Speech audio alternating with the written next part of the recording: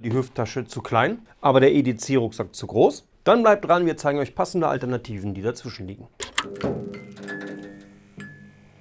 Moin, heute stellen wir euch Hüfttaschen oder auch Admin-Pouches genannt in einer mittleren Form vor, die genau zwischen einem Rucksack und einer Hüfttasche liegen. Dazu haben wir 4 Stück ausgewählt, von Miltech über Snackbag, Mystery Ranch bis zu Hazard 4. Alle ungefähr in der gleichen Größe, also so groß, dass ihr ein Tablet ganz bequem mitnehmen könnt und noch einiges dazu, auch was zu lesen, zu schreiben etc. Vielleicht auch noch ein Erste-Hilfe-Pack, das werden wir testen, aber noch nicht DIN A4 Größe. Also ihr könnt auch keinen 17 Zoll Laptop da mitnehmen. Dann bräuchtet ihr schon entweder eine große Admin-Pouch, zeigen wir nachher auch noch mal kurz, oder einen Rucksack. Aber was sind denn die Einsatzgebiete für solche Umhängetaschen? Da gibt es sicherlich derlei viele, zum Beispiel wenn ihr auf einer Städtetour seid, dass ihr da alles Mögliche unterkriegt, oder ihr seid auf einem Lehrgang, wollt zur Schießstätte, wo ihr eure Schießkleider, euer Schießbuch etc. mitnehmt, habt ihr immer die Möglichkeit, hier alles unterzubringen, und für genau solche Sachen sind sie auch sehr geeignet. Wichtig vielleicht dabei ist noch kurz zu erwähnen, die sind nun wirklich kein Daypack und auch kein größeres EDC-Pack, wo ihr noch Getränke, Filter etc. mitnehmen wollt, sondern ihr seid meistens dann im urbanen Gebiet unterwegs, wo ihr euch halt eben so verpflegen möchtet und das alles nicht am Mann haben wollt. Klar, einen Schokoriegel werdet ihr noch mal mit reinkriegen, aber sie sind natürlich dafür nicht gedacht. Werfen wir jetzt aber erstmal einen Blick, was wir so rausgesucht haben, bei dem wir denken, dass man das eben für genau solche Situationen gebrauchen kann. Zum Beispiel ein Brillenetui, hier eine Festplatte oder Powerbank mit Netzstecker und Ladekabel auch für das Smartphone. Smartphone selbstverständlich auch.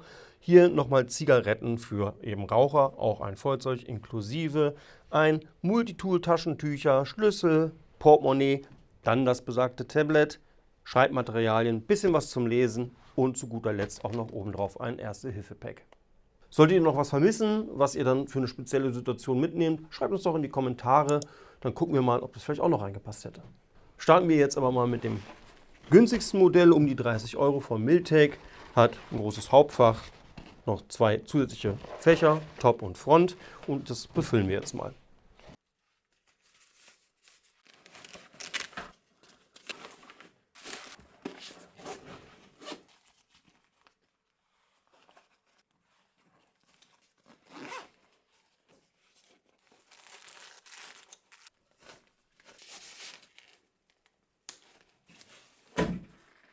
Für einen fairen Preis bekommt ihr eine mit vielen Reißverschlüssen und Taschen ausgestattete Umhängetasche, die zusätzlich noch die Möglichkeit bietet, an 2 außen befindlichen D-Ringen zusätzliche Sachen zu befestigen, und sie besitzt nochmal Molle auf Front und den Seiten sowie am Schultergurt, um zusätzliche Taschen unterzubringen. Solltet ihr vielleicht doch noch eine Halb-Liter Trinkflasche mitnehmen wollen und dafür noch irgendwie eine kleinere aufstoffbare Tasche haben, dann wäre das hier durchaus möglich. Zusätzlich könnt ihr diese Tasche auch noch wie ein One-Sling-Bag tragen. Kommen wir zum nächsten Kandidaten im Bunde. Ähnliches Preissegment, auch unter 40 €, super leicht, Ripstop-Gewebe von Snackpack, und schauen wir mal, wie wir da alles reinkriegen.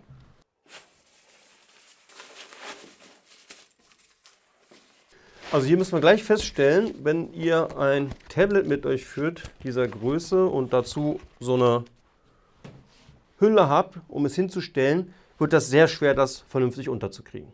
Aber wenn ihr eine kleinere Hülle habt oder sowieso keine, dann werden wir es sicherlich mit in die Tasche bekommen, also jetzt ohne Hülle.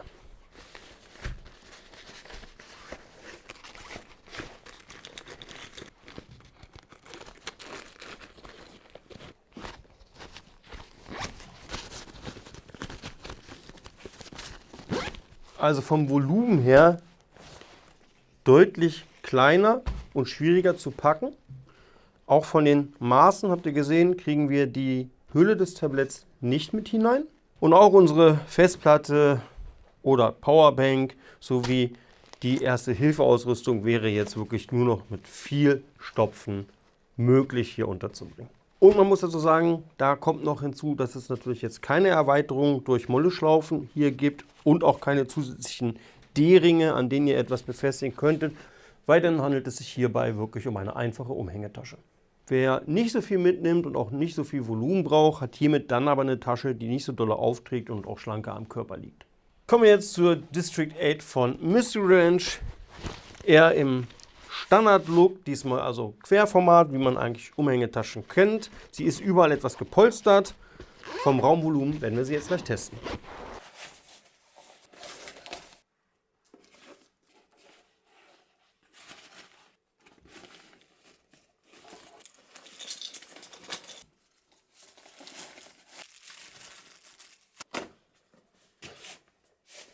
Auch hier bekommen wir ganz gut alles unter, haben auch ein ziemlich großes Volumen. Die Tasche lässt sich also sehr weit noch nach außen hin erweitern.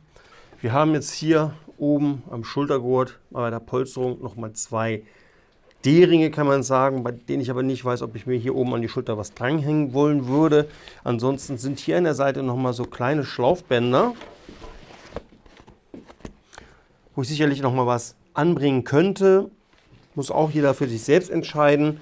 Ich persönlich würde sagen, um jetzt nochmal eine Trinkflaschentasche mit irgendwo unterzubringen oder eine Trinkflasche, sehe ich nicht so viele Möglichkeiten.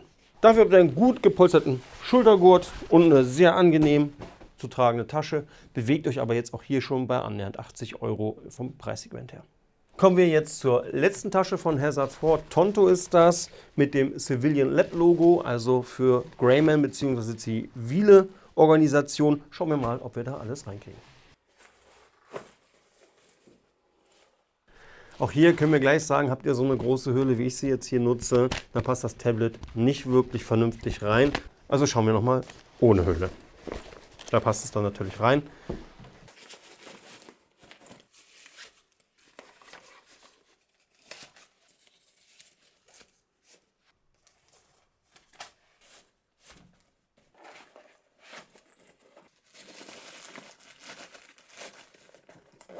Hier, wie wir es eigentlich von Hazard 4 gewohnt sind, alles sehr durchdacht, wie Dinge angebracht oder untergebracht werden können. Mit dem 90 Grad Ausschwenkfach, wo ihr zum Beispiel auch Kartenmaterial etc. einstecken könnt. Sieht man hier auch ganz klar, dass das Ganze schon irgendwo eher aus dem taktischen Bereich kommt. Die beiden D-Ringe zeigen das natürlich auch nochmal. Könnten jetzt hier nochmal andere Dinge befestigt werden. Eine kleine Trinkflasche würde vielleicht sogar in die Seite gehen. Eher unwahrscheinlich. Hättet ihr aber nochmal Molleschlaufen, um sie vor der Brust unterzubringen. Das ist allerdings nicht ganz klar das Ziel dieser Tasche. Sie hat nämlich noch eine Besonderheit, die zeige ich euch jetzt.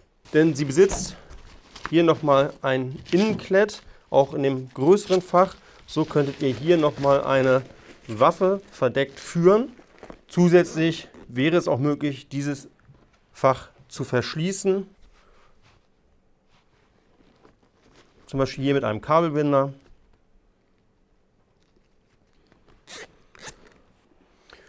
Sodass die Waffe nicht zugriffsbereit ist. Auch hier habt ihr jetzt eine kleine Umhängetasche, die aber nicht so sehr aufträgt und viele Möglichkeiten bietet, eure Gegenstände, Utensilien zu verwalten. Kommen wir zum Abschluss. Wir haben jetzt verschiedene Taschen getestet, 2 davon eher aus dem taktischen Bereich, beide auch ein wenig ähnlich. Die Tasche von Miltech überzeugt wirklich von dem Volumen, die sie bietet, auch von der Modularität. Da kann man wirklich viel mit anfangen, sie auf die verschiedensten Bedürfnisse anpassen und das zu einem wirklich super Preis. Snugpack bietet eine Alternative, die sehr leicht ist, auch konfigurierbar mit vielen, vielen Einschubfächern, allerdings bei dem Volumen um einiges kleiner ist. Auch hier hat das Tablet ja nun nicht in Gänze, also nicht mit Hülle vernünftig reingepasst. Wenn ihr also eher zu einem Lehrgang unterwegs seid oder in der Stadt unterwegs seid und nicht so viel mit euch tragt, ist das sicherlich eine gute Wahl, weil auch sehr leicht und aus Ripstop. Kommen wir zur Mystery Ranch Umhängetasche. Die ist eher im klassischen Sinne, ist auch im Querformat sozusagen. Für Reisen etc. sehr gut geeignet, denke ich. Ihr werdet die auch für Lehrgänge und so weiter gut nutzen können, da ihr unheimlich viele Einschubfächer und Reißverschlussfächer habt, um Dokumente etc. zu sortieren. Und insgesamt passt da auch alles rein, auch das Tablet mit der Hülle. Kommen wir zur Luxusvariante unter den Taschen, denn hier seid ihr ungefähr mit 100 € dabei, hat aber viele Möglichkeiten, Ausrüstung zu sortieren und zu organisieren. Ist die einzige Tasche, die ihr auf 90 Grad ausklappen könnt. Also wenn die mal irgendwo steht, es runterklappt, habt eine Karte drin etc., wo ihr drauf gucken könnt. Man sieht aber auch ganz klar, kommt eigentlich wirklich dann eher aus dem Profi- und taktischen Bereich. Muss also jeder selber wissen, ob er sowas überhaupt braucht. Hier wieder das Problem, ihr kriegt das Tablet eigentlich nicht mit der Hülle vernünftig hinein, also nur mit viel Drücken. Muss jeder selber wissen, ob ihm das dann wert ist. Kommen wir noch schnell zum Schluss zu einer anderen Art von Umhänge- und Admin-Pouches. Das ist dann die nächste Größe. Da passen dann A4 und größere Gegenstände rein, also auch ein 17 Zoll Laptop. Wenn ihr dann mal auf Zugreisen seid etc., mag es sein, dass ihr eher so etwas benötigt. Das Ganze gibt es übrigens auch in wasserdichter Form. Könnt ihr in eine andere Tasche reinstecken oder die so benutzen, denn innen drin ist nicht so viel Möglichkeit noch zu sortieren. Ist natürlich jetzt, wenn ihr Auto unterwegs seid, nicht schlecht, wenn ihr sensible Sachen dabei habt, die kaputt gehen könnten unter Nässe, sowas dabei zu haben. Und damit kommen wir zum Ende dieses Themas. Schreibt uns doch gerne mal in die Kommentare, ob ihr auch Umhängetaschen nutzt, was ihr für Erfahrungen habt, vor allem wozu ihr die mitnehmt, zur Skistätte oder zu einem Lehrgang etc. Habt ihr sie vielleicht auch standardmäßig dabei und vor allem, was braucht ihr da wirklich an Platz und was nehmt ihr alles mit? Wenn nichts für euch dabei wart und ihr andere Umhängetaschen präferiert, sagt uns Bescheid oder sagt uns, welche wir nochmal explizit vorstellen sollen, dann machen wir das selbstverständlich. Und damit sind wir auch schon am Ende angekommen. Ich danke euch für die Zeit, die ihr euch genommen habt und sage Tschüss, bis zum nächsten Mal.